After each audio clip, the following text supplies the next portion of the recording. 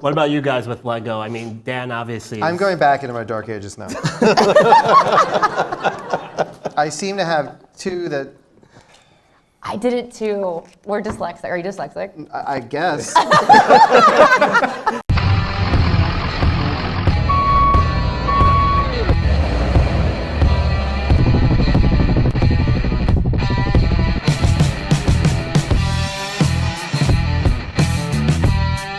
Welcome to Building Friendships. I am your, I guess what the kids call mid-host. I'm like average at best, but this is gonna be fun because my guests are awesome. And what we're gonna do is we're gonna start with a competition, but let's bring up the guests first. My first guest, well, I guess let me bring them both up because they're kind of like a duo at this point. They've done Teenage Mutant Ninja Turtles, Mutant Mayhem. They've done Detective Pikachu, and most recently they have done Lego Star Wars Rebuild the Galaxy, which is amazing. Has anyone seen it? Woo! Yeah. Bring up Benji Samit and Dan Hernandez. Yeah. Hello, hello, hello. Hey, everybody. All right. And my next guest, love her to death. We met just last year in June, and like she's one of my favorite people. You've seen her in 3 seasons of Lego Masters. She's won 2 of them, including Australia versus the World, which is, the world's pretty big. That's pretty amazing. Give it up for Krystle Starr.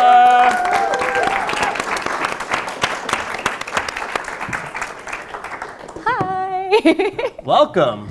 So basically, we're going to be talking. It's going to be the rudest podcast because while we're talking, we're going to be looking at Lego. Not looking at you, but we're going to start off with a speed build while I'm talking to them. We'll see who can do what. We're going to be building the Star Wars TIE Interceptor.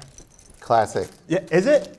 No. Okay, because here's the problem. I loved Rebuild the Galaxy. I'm not a Star Wars fan. I probably missed. What? What? How are we friends? I've never seen any of the Star Wars movies. I tried getting through the. John. Guys, I'm sorry. You hid John, this you for were us. I feel like I've been led We are here under here. false pretenses. Wow. Here's the thing, and I told this to Bobby. Bobby thought I need to talk to somebody about this. Anything that involves sand puts me to sleep. It puts me to. I can't get through Dune. I can't get through Star Wars. I barely got through Spider-Man where he fought Sandman. The movie opens on sand. They have sand planets. You get through the first. No, I couldn't. I will say you might like Star Wars because in the second prequel movie there is a speech by a very famous character about how much sand sucks. Yeah, you would relate to that. Here's in a the way, thing. you might like Star Wars more than you think. Okay, so I'm going to start with the second movie. Is that gonna work? Well, technically, I guess it would be the 5th movie. Episode 2. Episode 2 is the anti-sand movie. There's a That's really episode 2. They hate Yes. sand in that movie. Okay, that's they hate good. sand people in that movie. Tusken Raiders. That's just racist. It's just, when I said it, I was like, let me clarify. Yeah, it's okay. We're not going to get a call from Disney. You might not. But yeah, we're going to start doing this. Here's the thing with Star Wars. I should watch them all, and then I want to rewatch Rebuild the Galaxy because I'll get the jokes. You would probably Yeah. you like. I mean, it's nice that you liked it without knowing anything about Star Wars. Because, okay, I'm a It's pop. really. I feel like a lot has been called did into a great question. job. Okay, so I pop. Or like a really bad job. I'm into pop culture, so I understand the references. Like the Who Shot First thing, I get the pop culture references. But they were nice enough to invite us to a screening, and I was sitting in the screening, and at random points, people would burst out laughing, and I didn't get the joke. I'm like, oh, this must be really good. This entire theater loves this. I just missed this one joke. But then I got some of them. It was fun. I've watched it a few times. Not going to help me get the jokes until I saw the movie. So even as a kid, you hated sand. yeah, I don't go to the beach. I'm a pool person. What came first, your dislike of Star Wars or your dislike of sand? I don't dislike the dislike of sand led to the dislike of Star Wars because I also can't watch Dune. I heard Dune 2 was amazing. Yeah, it was. It was. So I tried to watch Dune 1, fell asleep. This guy's, you're missing out. I don't know. You gotta watch these movies first thing in the morning, and then you. Oh, you're gonna make it a drinking game? Drinking's not going to help.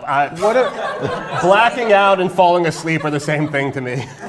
I don't even know how we're going to continue on with this panel knowing this information. It is a pretty disturbing. Yeah, but I think okay. you just like blindsided the three of us. I think I specifically waited for Comic-Con to say I'm not a huge Star Wars. Like, there are people in great costumes. No. If I had a gun No, to my sorry. head, I couldn't No. tell you what I they were was just. saying. All right. No. I mean, Don't worry, we do not have to worry There about is him. a 0%, literally a 0% chance that I have any chance of even competing against you. Like there is no. A Lego Master. we have Lego Master over there. Against a 7-year-old kid. I could not.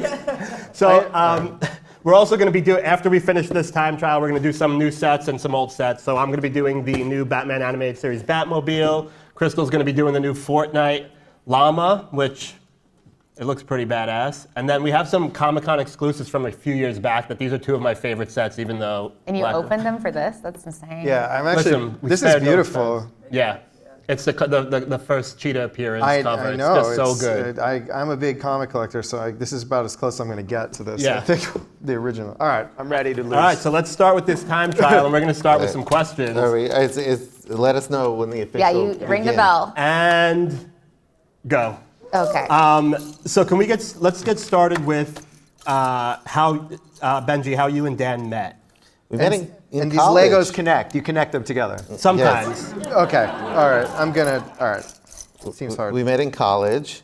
Where'd you guys go? We went to Brown. Okay. In Providence, Rhode Island, and yeah, we did a lot of theater in college. That's how we met, like doing plays and you got anything to add? I am so concerned about how badly I'm doing that it's hard for me to even concentrate just accept on the fact anything. that you're gonna lose. Yeah, I can tell you it's only going to get worse I from have accepted that, but yeah, we did a lot of bad theater. And my degree is in fiction, actually, and I thought I would be writing, Stephen King type stories and things like that. But Benji's from Los Angeles, and so he was like, "You should sell out and write movies and TV." And I said, And Dan "Okay." said, okay.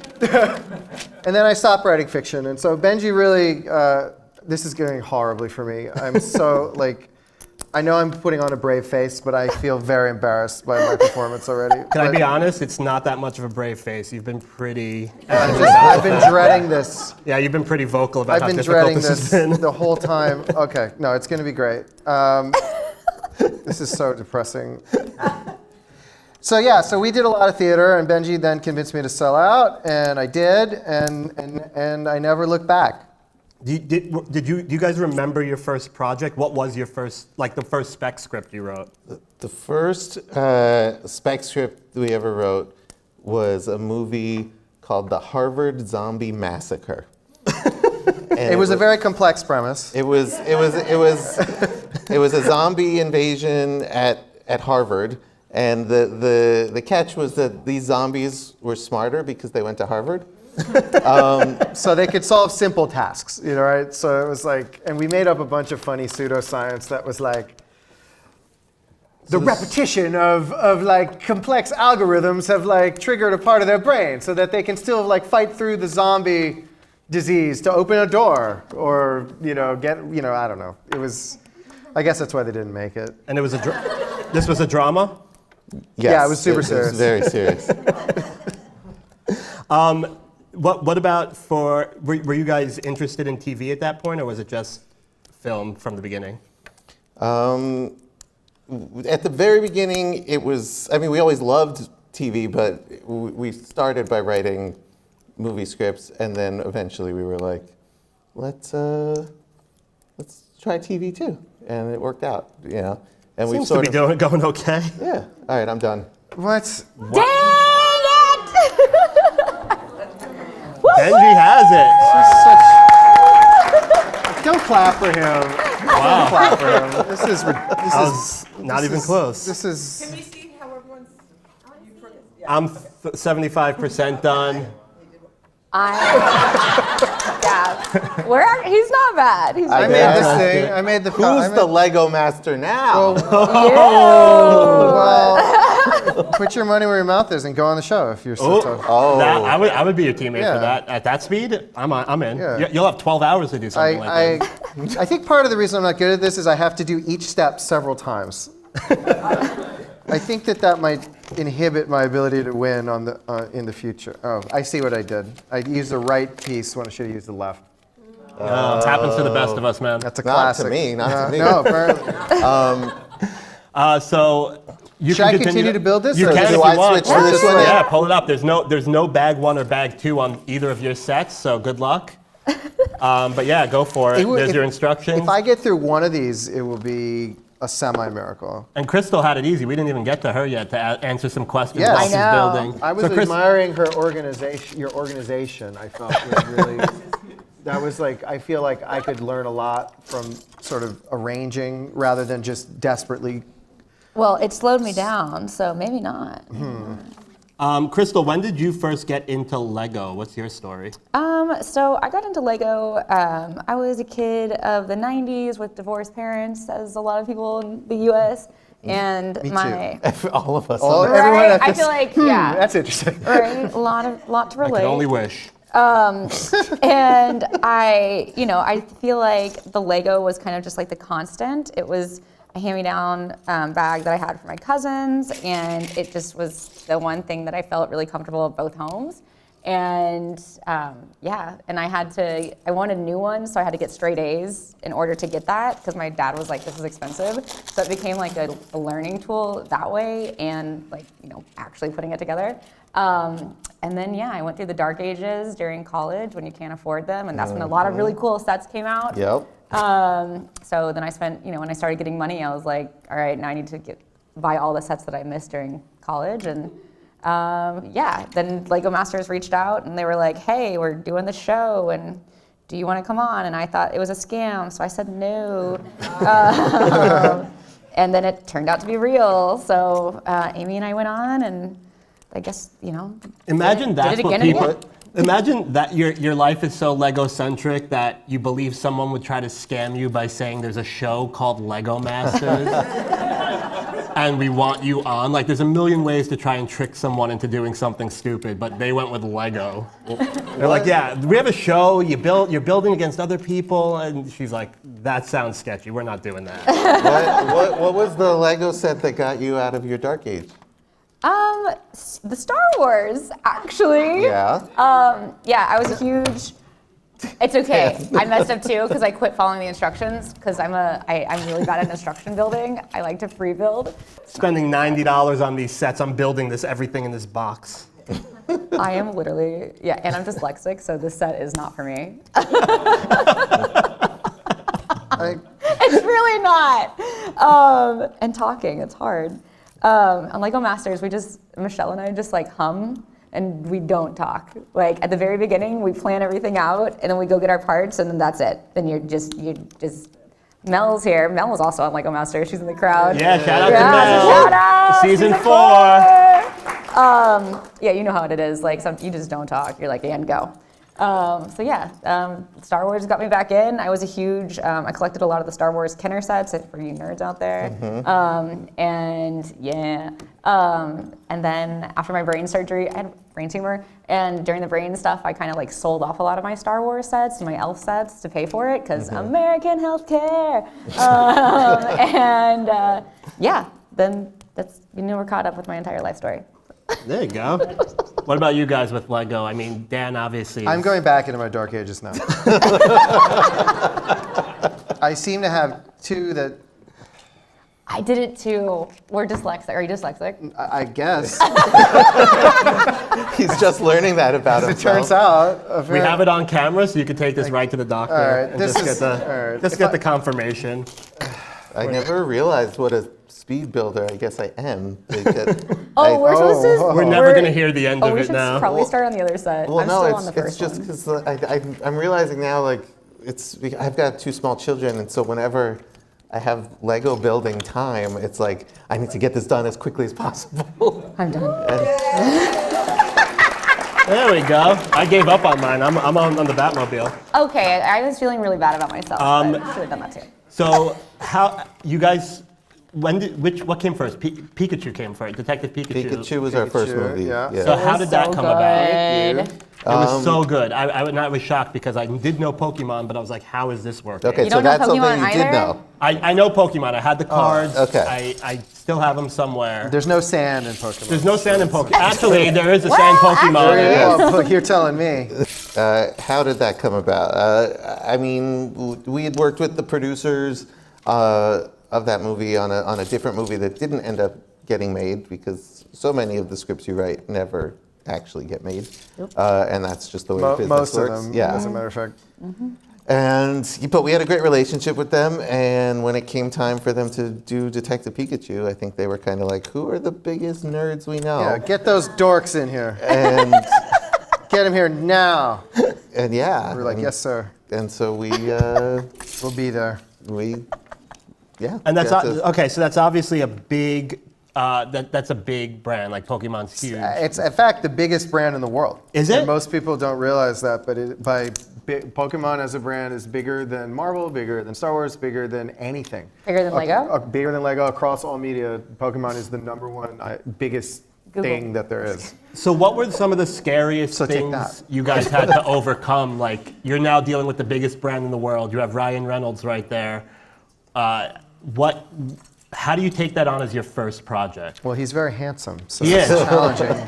That really makes it easy. challenging. Yeah.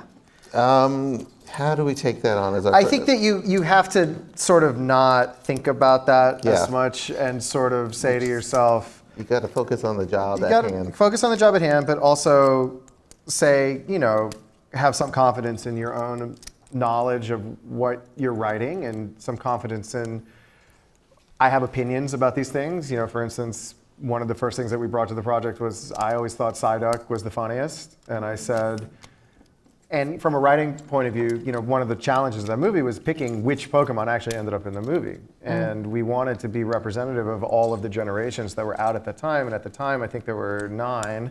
So it was something like 850 or 900 Pokemon. So You couldn't collect them all. couldn't collect them all. No, quite specifically. We They were did like, we not literally have the cannot budget afford to to- collect them all.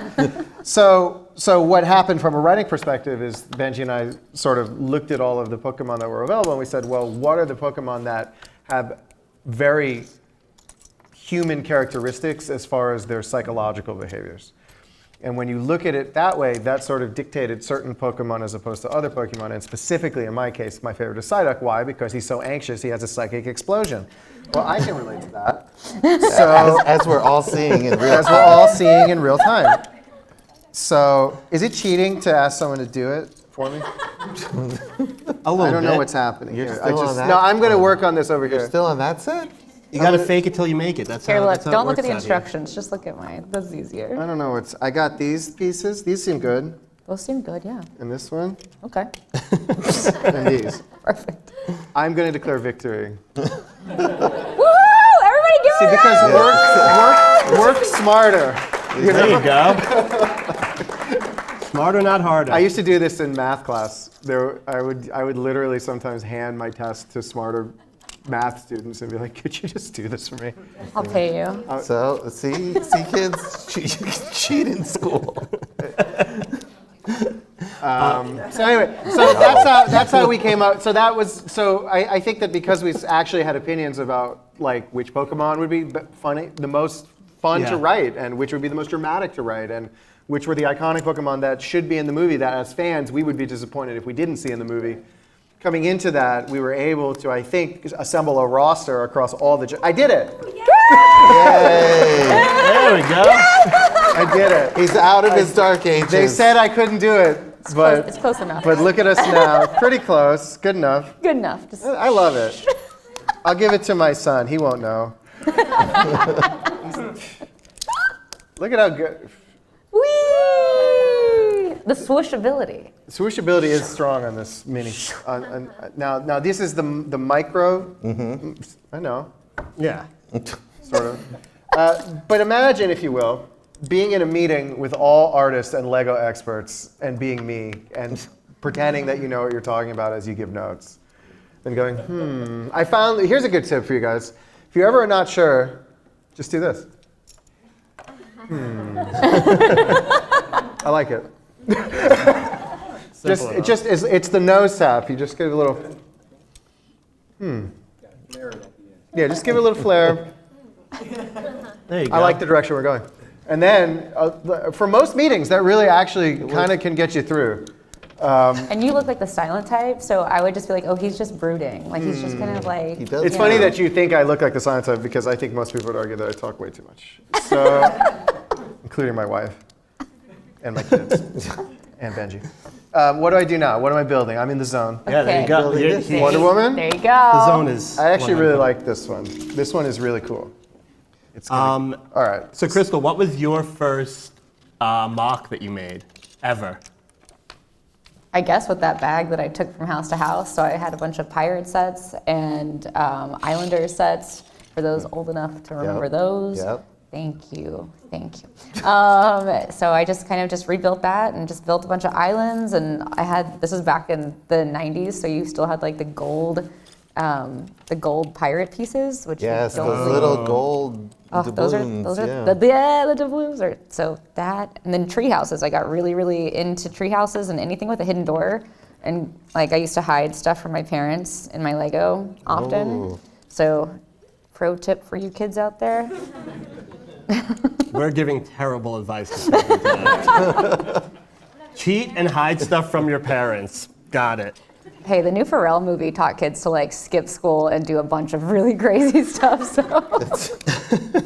if you haven't seen that one's coming out soon. Yeah, I highly recommend the new Pharrell movie. It's really fun. And yeah, if you like music, it's definitely something to check out. Right? What was your favorite part about working on the Star Wars stuff, you guys?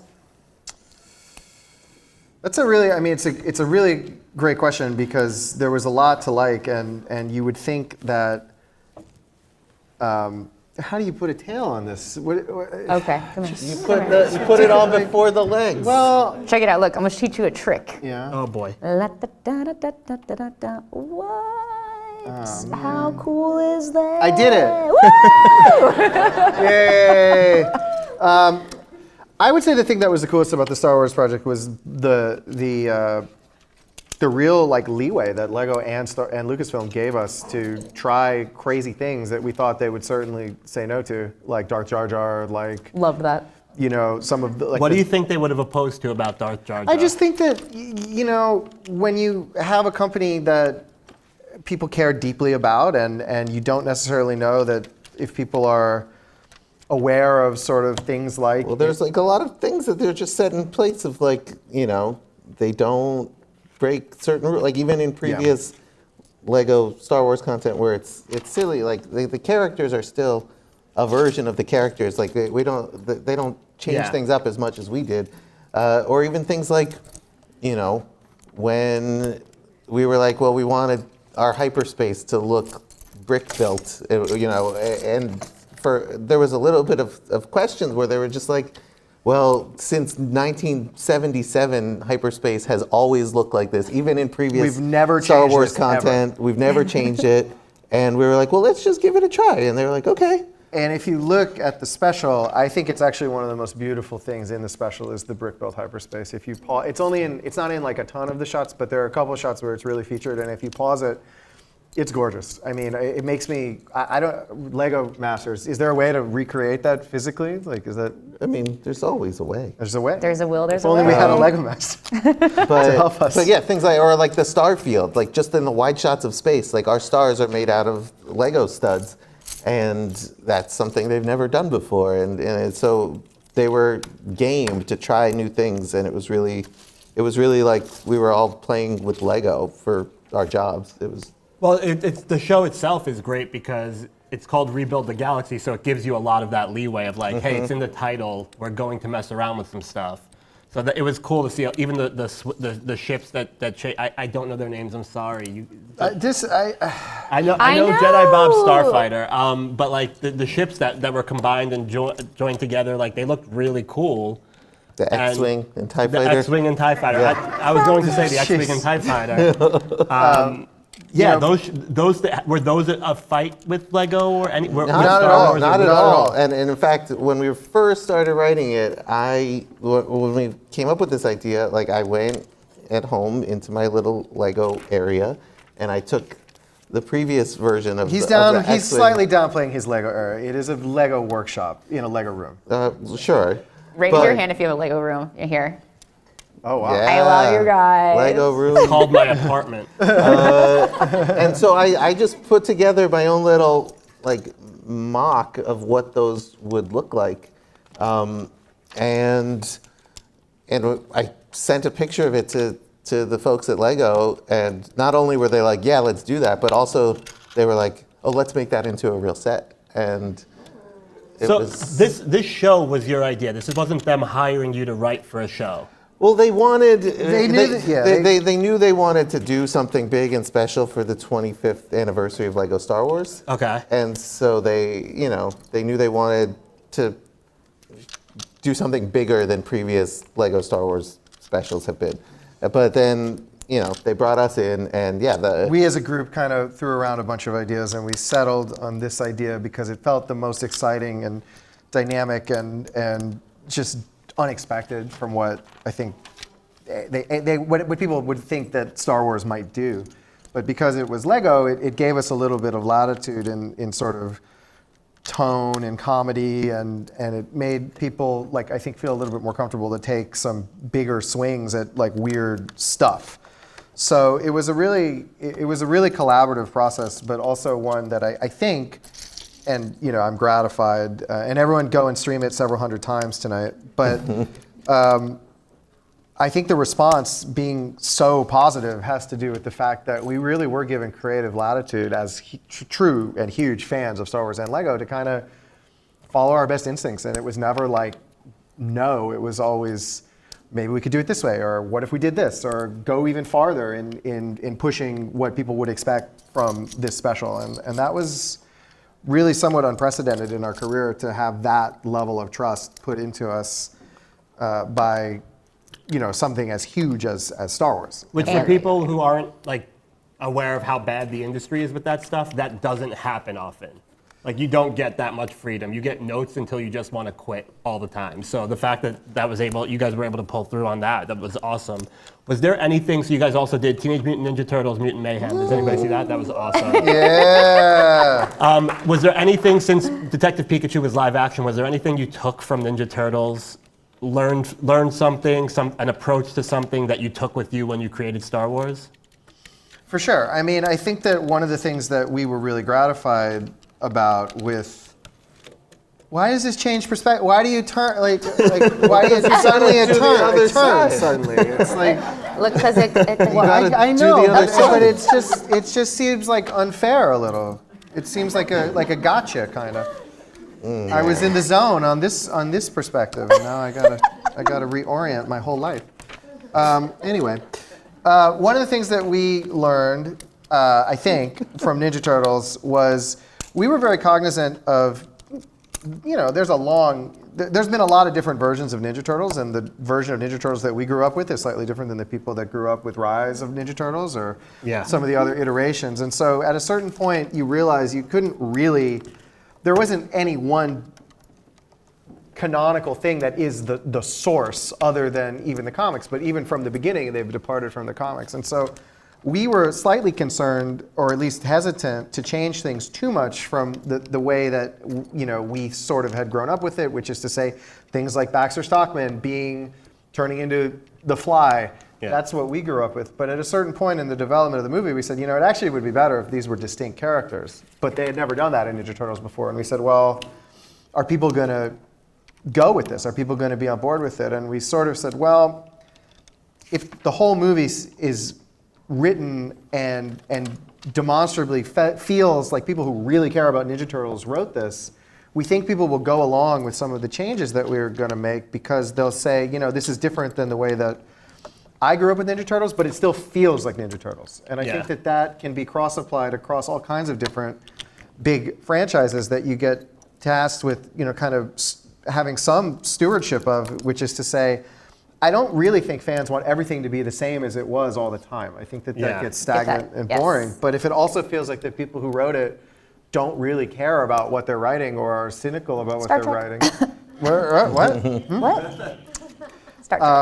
Then that's also detectable. And so I think that sometimes these studios there's actually, believe it or not, a skepticism of people that are fans of the things that they're writing, because I Yeah. think that sometimes these studios think, well, they're too big a fan of this thing, so they're not going to be willing to change things or willing to adapt to it. And sometimes that can be true. We've definitely worked or heard about things where someone is like, no, the Pokemon movie has to be like this. And they're like, great, you're fired.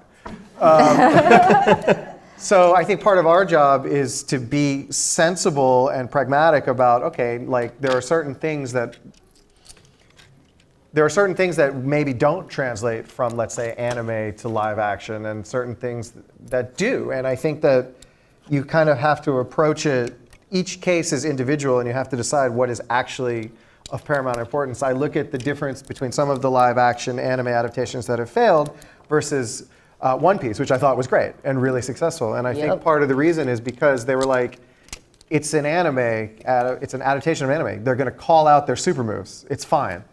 You know what I mean? Like, and I think that there would be a tendency on the part of some executives to say, well, they can't just call out their super moves. That's crazy. Who would do that? But in fact, by being idiosyncratic, it makes it feel like a lived-in world in a way that I think is identifiable to people that either are super fans of One Piece or have never seen One Piece but are like, this is cool. I want to spend more time in this space. So I think that those are the kinds of lessons that when you're adapting things, you have to really take into account and try to sort of correlate. I'm talking a lot because I feel very self-conscious about my build. It's really a defensive mechanism. Did you guys have like at any point like a huge mental breakdown when you were given Star Wars? Because the fan base. I thought you meant in general. All right, I finished. Oh my god. That's such Why? bullshit. Why? How? He's Okay, just- mine had a lot more pieces this time, just so you know. Well, you're a master. Wow. Were we a mental breakdown? I'm Don't- sorry. I don't- did. you This was only 2:30, and that's 6:90. Yeah, that's Okay, cool. I 691. You have feel a slightly cell. better. Good. All right, sorry, I interrupted you. So did I have a mental breakdown? Yeah, Wow. Star Wars is such like it's the fan base of Star Wars is probably one of the craziest on the planet, I would say.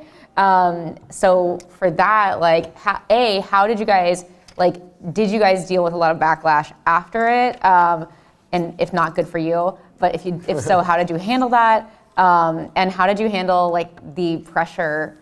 Like the release day, especially like when the first time that you saw it with an audience, what was that like? I mean, there was definitely, when you see the way, some people come after other Star Wars things, like it for makes sure. you nervous.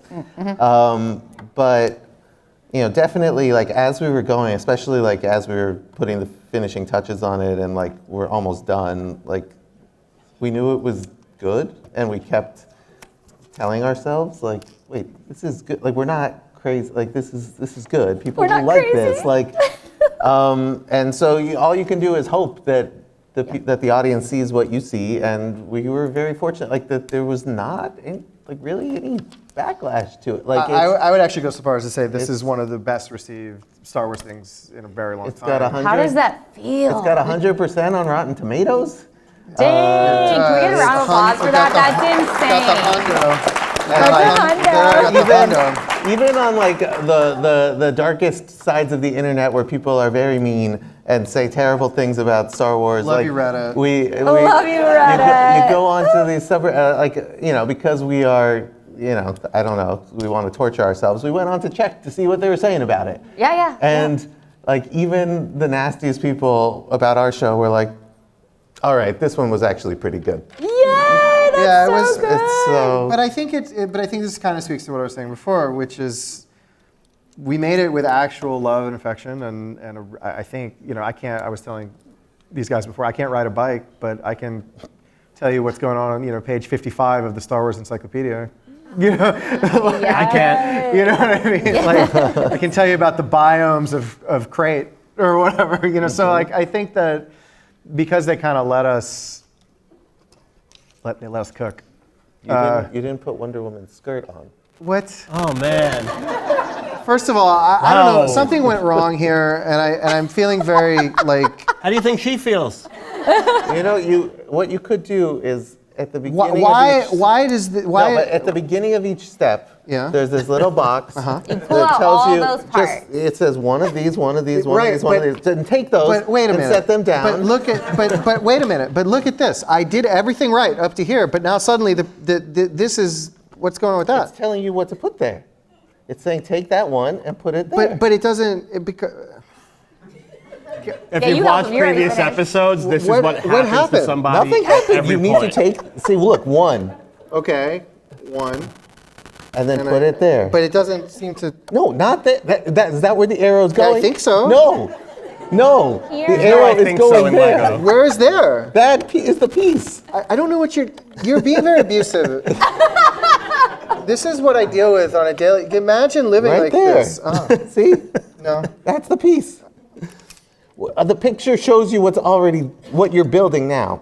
Like, oh my God. If you think that there's a lesson to learn here, I refuse to learn it.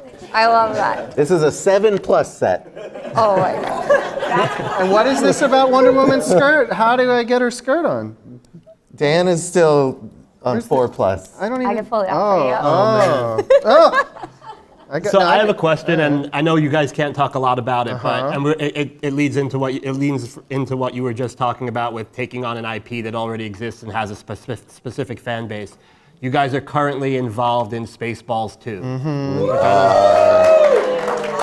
Well, I love the eyeballs that just popped out for those who hadn't heard yet. Merchandising. Yeah. Merchandising. So you're now taking on another franchise that hasn't had a sequel, that is a cult classic, fan favorite. no pressure. Yeah, no Yeah, pressure. zero pressure. Do you guys have a conversation about that? Like, is this something we take on no-brainer, or do we need to? We actually did have a conversation about that exact topic, which was we felt that sometimes, I don't know if you guys know this, the internet can be a little mean. Not my internet. And we thought to ourselves, Mel Brooks, Dan and Benji. How do you follow, I think that our concern was people saying, like, and understandably so, because Mel Brooks is the greatest comedy writer of all time. How can these two guys follow in the lineage of that? And I should include Josh Gad, our co-writer with that, who's a super close friend of ours. But ultimately, in talking to Mel and in talking to the people involved in the project, it became really clear that Mel really, really, really wants this to get made. And he has wanted to get made for a long time. And he wanted us to do it. And so when Mel Brooks is asking you to do something, you do it. You're just like, all right, I'm going to give it my best shot. And we're going to make it as good as we can possibly make this. Not thinking that you can ever exceed Mel and what he accomplished and has accomplished, but hoping to at least be in the ballpark, or at least, again, similar to Ninja Turtles or Pokemon or Star Wars, to say, you know what, this is identifiably the thing that I love, but different, and maybe not in the way that I expected, but it feels true to what I loved about this thing in the first place. And that's kind of been the guiding principle of working with Mel. And by the way, we are working hand in hand with Mel. He reads every script, he gives notes, he changes jokes. That's wild. I was going to ask that, how involved he actually He's is. extremely involved, and it's amazing. He's 98 and he's still with it. Improving and hilarious. riffing and telling amazing stories about things that happened in the 50s. full and- recall and- of everything that's ever happened to Yeah. him in his entire life. Absolutely just... It's remarkable. It's like a masterclass. We also have it on film that he called us good writers. So we have visual evidence in case anyone should ever doubt it. So it's been amazing. And, we're hopeful that, the thing about movies is, like, there's a lot of projects that start with a lot of enthusiasm and for various reasons, often unrelated to anything that you can control, things fall apart. But in the case of Spaceballs, it seems like things are going really well right now, and we're really hopeful, and everyone is seemingly stoked on what's being written, and we'll see what happens. I used the spare pieces to connect these two sets, and now it's a mock. Now you're rebuilding Well, the MCU. That's really cool. What? Really cool. Well, thing. it's just like when you finish your Lego builds, like way before anyone else. Sure. There's Sure. Sure. You just gotta occupy This is yourself. not. This is going to turn into like a WWE type sitch. Krystle, what's something that we as viewers would not know about shooting Lego Masters? Because I refuse to believe you're in there for 12 hours, but I feel like you guys, No, we sleep on set. We can't pee ever. Jeez. well, that's how it should be. It's Fox. Yeah, yeah. That seems. That's pretty accurate. kinda rough. What you've heard is true. No, I'm just kidding. Yeah, what's something that we as viewers don't realize you guys are dealing with as you're building for 12-hour days? The stress level is, yeah. Is it really is it really there considering, like, you guys have a trip to LA, you're Well, depending on what playing with season. Lego. It's not like they're taking you out back and killing you if you don't do it. Is there still that stress level of getting it done so you're just not embarrassed on TV? Yeah, no, it's, I think for me, like season 1 was like kind of just like a free-for-all. We were just kind of there having fun. Like we were set collectors, not really builders before that. And I mean, Amy and I just went for a good time. We were like, okay, that sounds awesome. I love Lego. Like, get me in that pit. And then for the holiday special, I turned down the first holiday special because I had the brain tumor stuff, so I was getting brain surgery. And then the second time I came up, I was really scared because I didn't want people to make fun of the way I looked on screen because the left side of my face is paralyzed. So thank you. But it was like really, really hard for me to do that. And so I think that a lot of people don't really realize the personal journey that each person has on the show. So there's, that. And then I think the other thing is when people get sent home, everyone really does truly cry because I think that in other shows, it's like a really big competition and this is a competition, but it's also very much a family. Like Lego families are intense. Like people who build Lego on the regular are some of the kindest, sweetest, most compassionate humans on the planet. And so the community is just really beautiful, and being welcomed into that community and seeing someone leave each week, the pain is super real. So I think in Australia, one of the last times you were allowed to get eliminated, the boys got eliminated, and it was such a weird feeling because you're so happy that you made it into the finals, but you're so sad that some of your best friends are going home. So you don't know how to feel emotionally. You're just like, so that's kind of the biggest thing I think for Lego Masters. That's,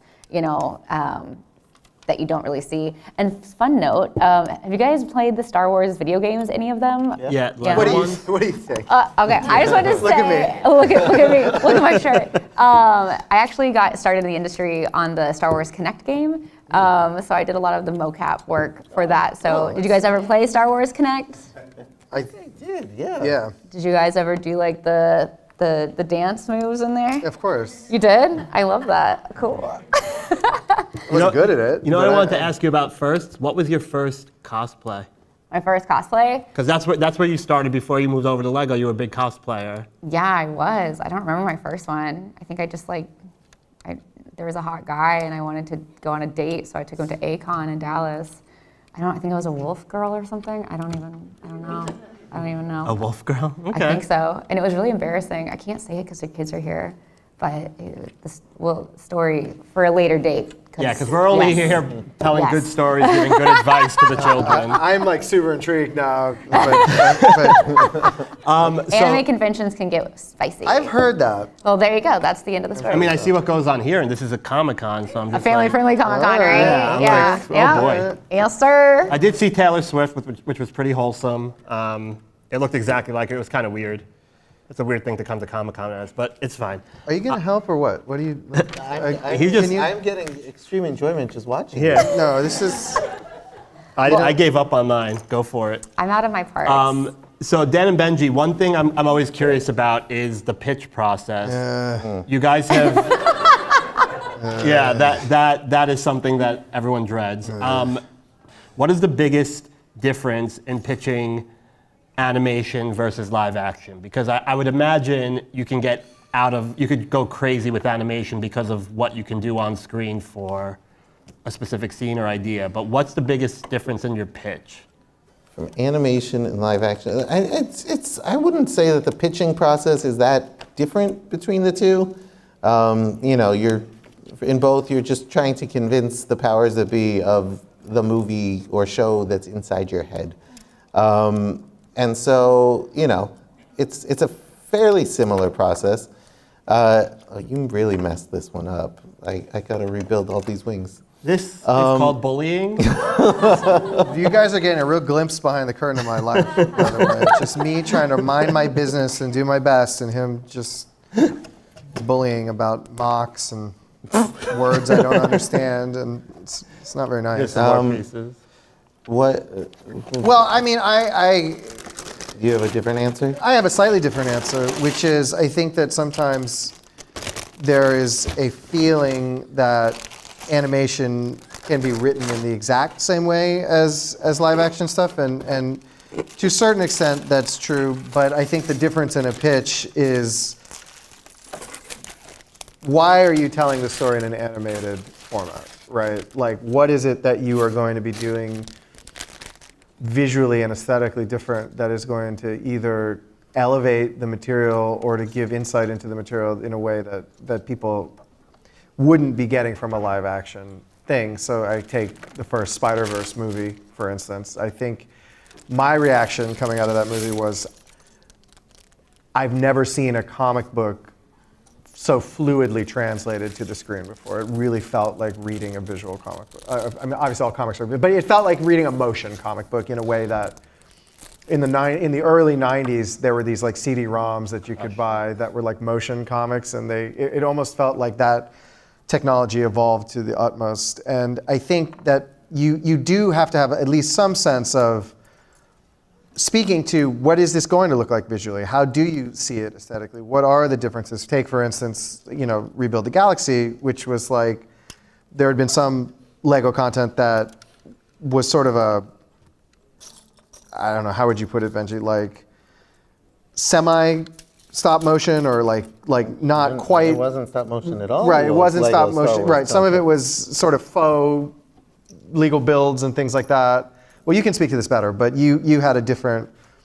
I just, I wanted Rebuild the Galaxy to be as authentic to Lego as possible. You look at some of the other Lego animated content, it's, the minifigures are bending, and it's just like any animated show, and there's no real reason that they're Lego. And I'm like, if we're doing a Lego thing, let's make it feel like those old stop motion fan films that everyone knows and loves, and like, let's use the limitations of the minifigs and of Lego builds to make things funnier and to amp up the comedy.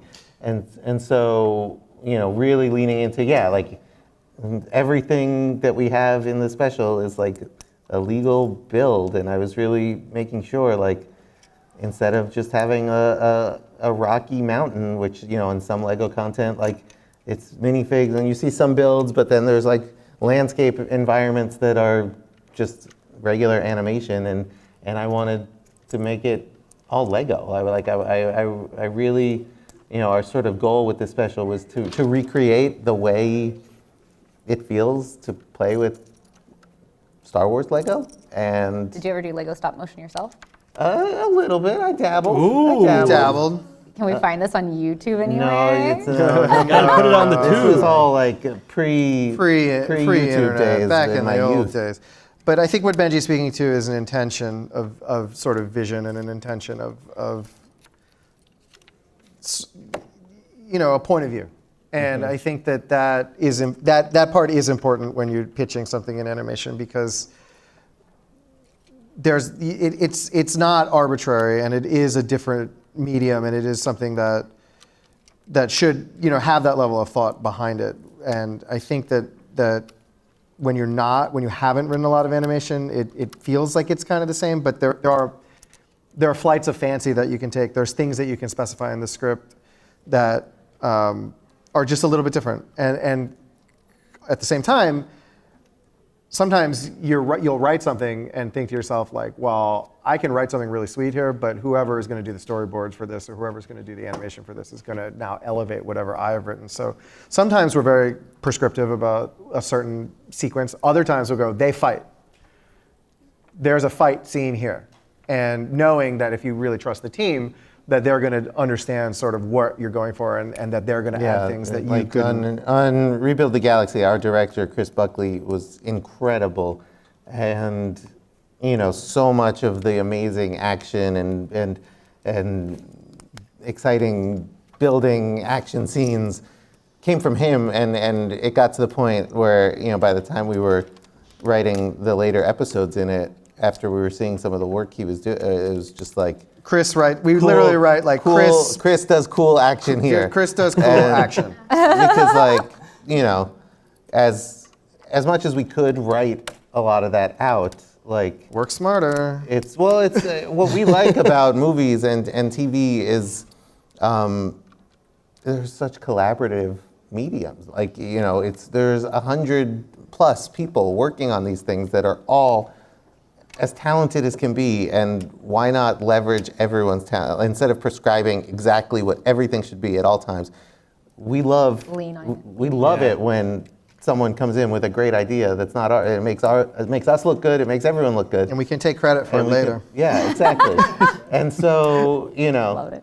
it's really great to like if we wanted to, to be the ones in control of everything at all times, it would be, then you write a book or something. Yeah, Or- it's not really possible Yeah. in the way in which we work, because you're constantly, it's a series of compromises, it's a series of reality checks. My favorite kind of productions are the ones where it's never no, it's okay, here's why that won't work, but here is a solution that we have come up with that we think could affect what you're going for, and 99% of the time you're like, oh, that's even better than what I had in mind. And I would include things like voice acting in that. Bobby Moynihan, who did Jedi Bob, who's like the greatest, nicest, most talented guy ever. I actually had a kind of a different voice in my head for Jedi Bob when I was writing it, and then Bobby came into the studio and said, well, I was kind of thinking something like this, and the second that I heard his Jedi Bob voice, I was like, what I was thinking was completely wrong, and this is obviously the only way to do it. And so you also have to be open to Change. well, to be change, and to say, like, I'm hiring literally one of the funniest people in the world. I'm gonna let him do I'm gonna trust him to perform and to do that thing, and that also makes it easier to write. Once you lock it, sometimes when you can hear the voice that someone has come up with, or the sort of, the point of view, then it makes it much easier to write going forward from that point. So it was a really wonderfully collaborative process. Did you guys get to go to the Lego house? Yeah. Okay, so tell us the experience there. Yeah, we went to the Lego house and the Idea house. You've been Idea there? house. I have not. Oh, it's Wow. Well, Who's the Lego master now? No, it's not me. I promise it's not. no, it was super cool. I'm luring you into a false sense of security. It's a rope. The Idea house is down the street from the Lego house in Billund, Denmark, at the Lego HQ. The Idea house is like their private museum for Lego employees, which was super cool. It's like a museum that you can't I was like, you have this whole thing and no one can come here, and they have every set there, and then they take you at the end. Literally every set. Well, they take was you your at the end favorite set that you to the found Lego there? vault, yeah. and at the vault they have every set ever released still mint in box, just on all these shelves. And they're like, yeah, you can go pick up whatever you want to. Take pictures. have Take fun. pictures. Don't open it. Don't open it. But You'll never be No, invited. I found they had some of those old space sets, or the Yellow Castle, the really classic sets that are I don't know, I think some of those are worth $10,000 unopened, and they're just sitting there. I'm like, The Lego Darth Maul yeah. bus. Yep, I grabbed that one. I think I'm planning a trip there in May. I have to. The hype. I heard there's nothing to do in Billund, but we're gonna figure it out. I mean, Bill and That's not true. I heard My there's sister Lego lives house and that's there. it. There's stuff to do. There's a Lego house, and that's fun. Fun way to spend an afternoon. That's exactly how I heard. the food was good. And They've got a restaurant in Billund. there's also a Lego land. They have one restaurant. No, they have more than one. That's fun. No, but there's Did you guys go to any of the thrift stores? No, that's That was the one thing that we didn't have time to do, because we were screening it I for heard, the. I heard There's heard treasure tale. trove. Yes. Yes, we've Treasure heard troves. about the like just random people show up with Yes. like, oh, I got a. Yeah, someone, who was, Duck Bricks was telling me that there was, that at that thrift store, like, someone bought a Lego wooden duck for $90 or Yep. something. Like, Oh, okay. it was, Because everyone in the town works there, and they just dump the stuff whenever they go back to wherever Yeah. they came from. Yeah. It was I mean, for me, it was a really kind of, not, I don't know what the right word is, but it kind of was freaked your mind out a little bit because you're in the middle of, kind of like in the middle of nowhere, Denmark, surrounded by like fields. So like you've spent a long time traveling there. We also went only for like 3 days because we were crazy, because it kind of was like a last minute thing. But so like logically, like I'm in Denmark, but because it's such an international group of employees, like everyone kind of spoke English. There were a lot of American people, there were a lot of British people. So it's a very small town. So you're going like, I know. no, like, if Lego I'm not- didn't exist, this town, it would be That- it just would like a not be. farm. Yeah, like, Villain would- yeah, it would not 100%. exist. And so, the town, like, I think half the people that live in this town are Lego employees. I think it's more than half. More than half, Yeah. yeah. My sister, when she lived there, so her friends that she met in the town knew who I was because of Lego Masters. Wow. And she was like, I moved to the other side of the world and I still can't escape you. I was like, cool. All right, guys, we are running out of No. time. I know. We have one last question. I try to end it with the same question. We get real deep on the last question. As creators, if you could change one thing about yourself, what would it be? Motivation. Everything. Self-esteem level right I up would be here. a different person. What a wonderful, oh man. Wow. Change the, oh man, that's, I know, we get deep. I think I would change like the negative thoughts in my head. The I can't do it, I'm not good enough. I think that for me, that's like one of the deepest Okay. issues that I have with myself personally. And if that wasn't there, I think I could do so much more. So, Okay, that's a good one. Yeah. That's a good answer. For me, until something is publicly visible or like something I wrote or something I shot, I will keep revising it. There's like, it's never good enough for me. Like it could always, and I think that's true for everything. Like everything could always be better. Nothing's perfect, but like I can't just say, oh, I wrote a script. I'm done with the script. Let's go do this. Until something is out in the public, out in the ether, I will revise it 1,000,000 times. Sometimes making it worse, but like I'll revise it 1,000,000 times, which is just a Right. big problem. yeah, that can, I don't, like, I wish maybe my time management, there's just like so much I'm always wanting to do on any given day, Yeah. and I don't seem to always get it. That's why I have to build Lego so quickly. Dan, anything? He said everything. Everything. Other okay. than everything, other than being a different person, I'm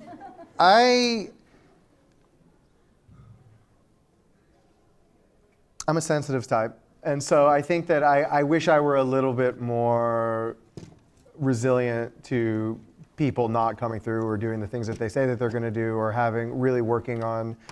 I kind of try to enter everything with like a pretty open heart, and I think that a lot of times that's really great, but other times it's not so great in an industry where that is like incentivized to kind of be about the bottom line sometimes. And I think one of the more eye-opening things is like sometimes it is completely disconnected from the quality of something that you've written or produced, and that for reasons that are completely beyond one's control. Things die all the time, and so I always take that pretty hard. And so I'm trying to work on divorcing the process from the result as far as feeling good about my own contribution to what I'm doing. So that's probably the truest answer, other than being cool. person. Like, You skipped a piece of stuff. All right, let's see what everybody got. I mean, obviously Benji finished his. can you just I'm a finish few this one? Because tires I'm away with my Batmobile. You got a torso. Yeah. You got a torso and some goodies to go inside. There you go. Yeah. Where you at, Dan? Oh, Dan got pretty far. I'm okay. This is I'm impressive. doing all right. He did better than I thought he would. And Yeah. I think that deserves a round Yeah. of applause. Yeah. Gosh. Well, thank you guys for being here. Let's hear it for Dan, Benji, Krystle. Yay. Thank you to our sponsors, Bricks and Minifigs Pasadena and Brick Love. You can follow us at Building Friendship Series. You can follow us online, Instagram, everywhere. Where can they follow you guys? Krystle Starr X, anywhere. And hang out with me on Twitch. I'm Cuban Missile DH on Twitter or X. Ugh.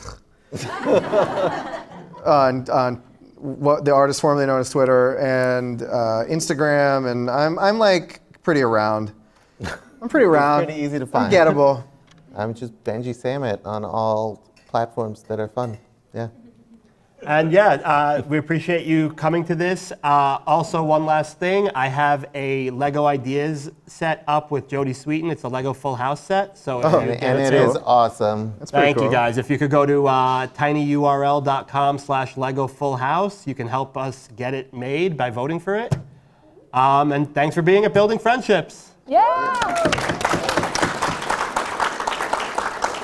I'm not leaving till this is done.